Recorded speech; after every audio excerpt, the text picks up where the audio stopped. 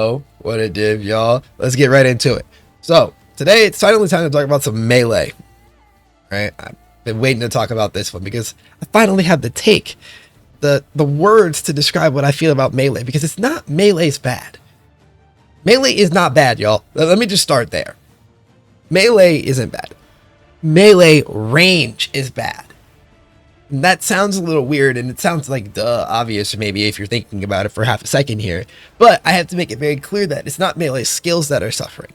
Like, Dual Strike of Dexterity is doing fantastic right now. Bone Shatter is doing fantastic right now, right?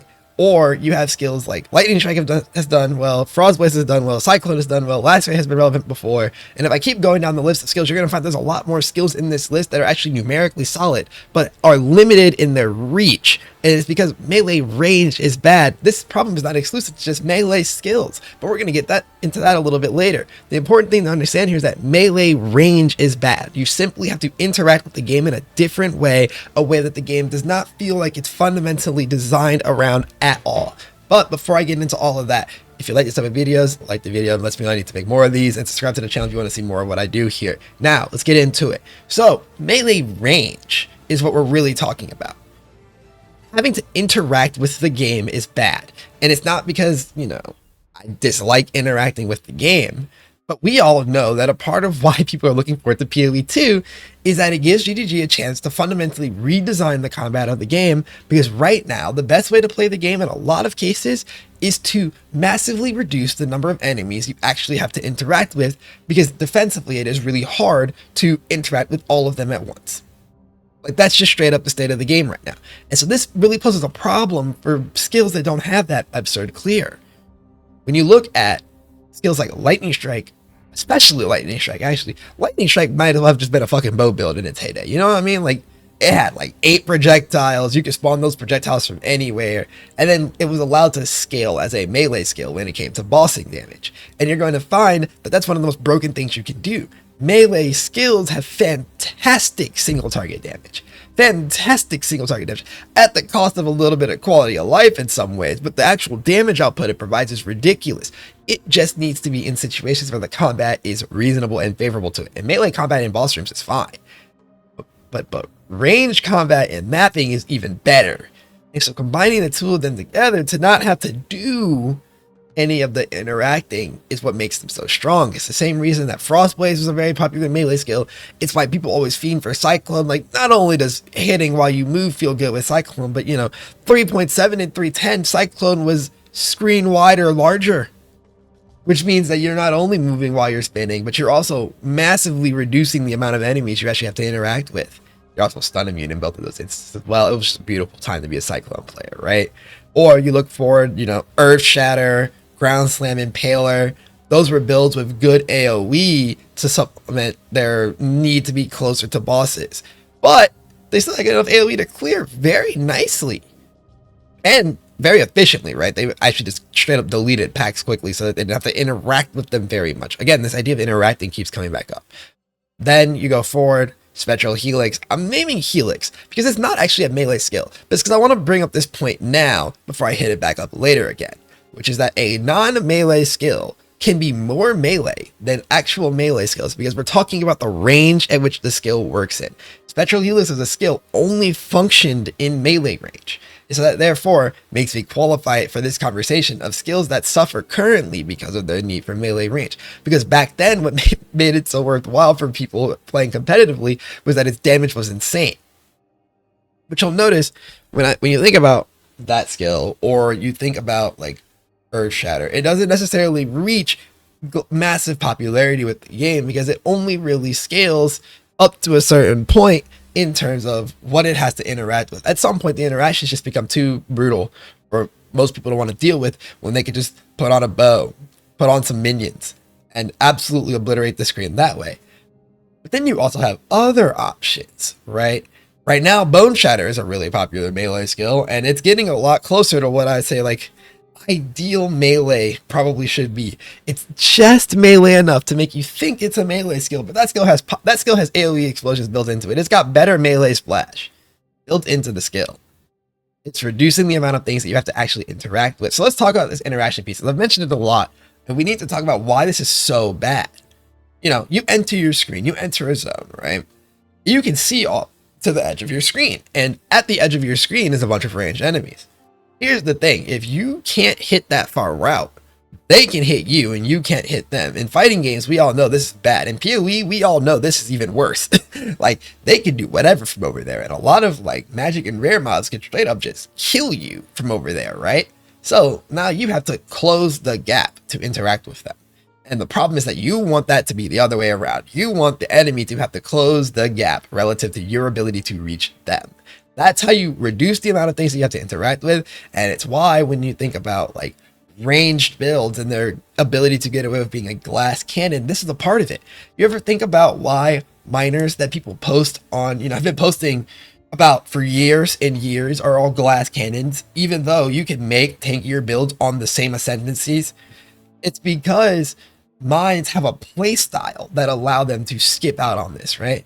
If mobs are scary, you simply outrange them. You simply put them around a corner from you, right? Or on a bow character. You don't really need all that survivability on a bow character for most content, because most content, the enemy can't interact with you before you shoot an arrow at them. But if you're playing melee, if you're in melee range in particular, right? Again, play melee and in melee range, not exactly the same thing.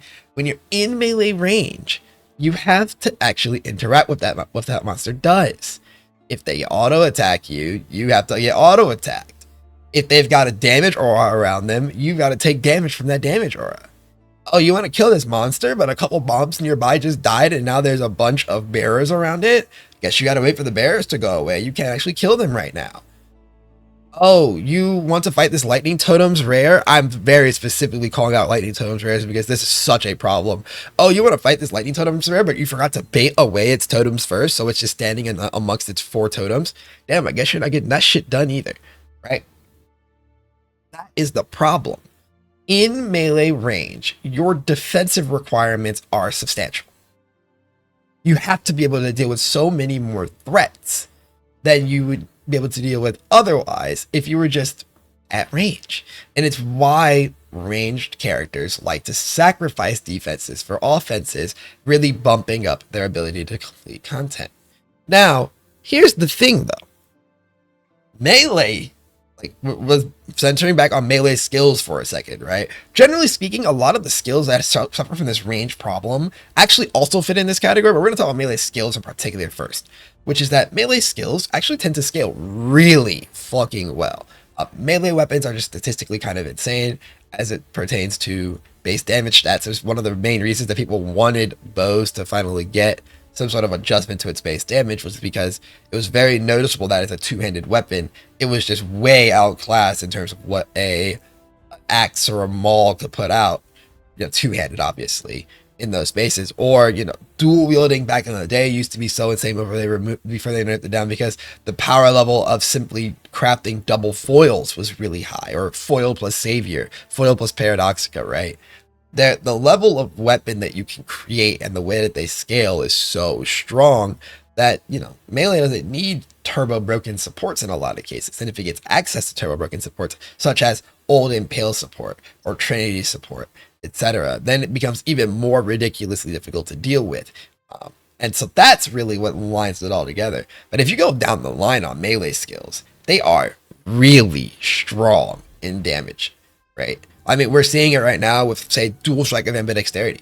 Dual Strike of Ambidexterity suffers extremely hard with this range thing. You need to really invest in your ability to clear if you want the mapping to feel more comfortable as you start to juice the content more. But the good thing is that Dual Strike of Ambidexterity does so much fucking damage that you can get away with this pretty easily. And you're going to find that a lot of melee skills fall into this category pretty well. And that's what makes a melee skill go from just good enough to be played on your own time to something that makes somebody really want to talk about the melee skill. Like, you're seeing footage, more than likely, I'm assuming Dread is good about this, put melee footage behind me, my Frostblade footage, of a build that doesn't do that much damage and it's clear. But it is range clear at least, right? Like, I only have to hit one mob at a time, and then the rest of them kind of get spread out at, and I have good strike range. So it feels better than average melee. Imagine I'm playing heavy strike with that level of damage. Like, that feels terrible. And that's why skills like heavy strike or glacial hammer etc. Maybe even Smite to some extent have real damage. And actually, no, Smite does not have that fantastic of damage because it has real clear capabilities. Add some multiple strikes in on Smite, and its clear actually gets really good if you haven't tried this before. And so the general idea is that melee skills, most of the time, are strong skills.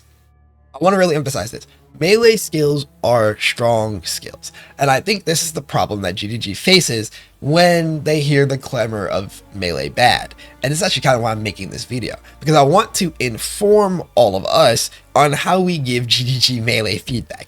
We don't want to give them melee feedback that says, melee bad, melee doesn't do enough damage, melee can't compete. We need to be a little bit more specific. The problem with melee is that encounter design in this game, in Path of Exile 1, is not conducive to melee range combat at all. Between the sheer volume of on-depth effects, as well as damage auras, and just generally highly spiky damage that has to be dealt with, as well as, quite frankly, a lack of melee-specific damage mitigation sources outside of specific things such as Fortify, which is a shell of its former self, and I guess like think Ascendancy, damage mitigation, but most of them are not actually all that special. A lot of Ascendancies have damage mitigation built into the Ascendancy at this point. The encounters do not account for the fact that some skills have to play in melee range, and so this definitely hurts a lot of melee skills, but I feel like I'd be remiss if I were to say melee only had this problem. That's why I said melee range, as we talked about it, because skills like Nova spells, such as a Ice Nova with no Frostbolt or Shock Nova, really has the same problem. Even a skill like Fireball gets close to running into a similar problem due to its requirement for projectile speed to get there, or it's why Spark earlier on, after several proj speed nerfs, feels really bad, because it's almost like playing a melee skill if you try to play too fast, right? Like you have to really get some proj speed to like get that ranged clear really flowing on that skill. Or, looking at something like Incinerate, its range is not fantastic, so it's also in that melee skill bucket. Overall, the problem is just that being in melee range is not good. And the game is designed in a way to punish you for being in melee range. And you might be saying, oh, but how are they going to create interesting combat? Oh, let's face it, people, it's not interesting combat. But that's a conversation for a different video. The importance of this video really is just to highlight melee is fine. We just need ways to prevent damage happening to us in that close range. If we're going to be stuck in these close range encounters, but we're mapping so there's monsters any and everywhere doing all sorts of bullshit, we need to be able to mitigate it in some way, shape, or form. Otherwise, we're going to continue to have this back and forth, at least in PoE1, where we say melee bad, but really melee good. It's just that melee doesn't feel good because you die super easily unless you're giga invested into defenses, and then giga investing into defenses, you no longer deal the damage that this skill is supposed to deal. You see the problem I'm getting at? I hope you see the problem. And if you don't see the problem, you can tell me in the comments that I'm fucking stupid. But I'm pretty sure that I'm spot on about this because I've been preaching it from the hilltops for quite some time now, and I'm just only now making a video to say, hey guys, this is the real problem with melee. Anyways, that's gonna wrap it up for me, right? If you want to see more of what I do on this channel, if you like this type of video, like and subscribe. If you want to see me when I'm live on Twitch, that link is in the description whenever that happens, as well as my Discord's in the description, and that's a place you'll really get to interact with me at. Also, in the comments, drop me some more ideas for like skill archetypes to talk about, as I'm still just working through different pieces of talking about what makes builds good and bad, because it's going to culminate in this nice meta discussion that I feel like needs to be had, at the top of this mountain, so to speak, that I'm climbing, where we just talk about how builds really come together. And I would love more input from you guys as far as what you want to hear more about. Anyways, thank you all for watching. I've got to get out of here. I've got blasting to do to make sure I'm prepared for the next one, right? So I'll catch you guys later. Thank you for watching. Peace. Take care, y'all.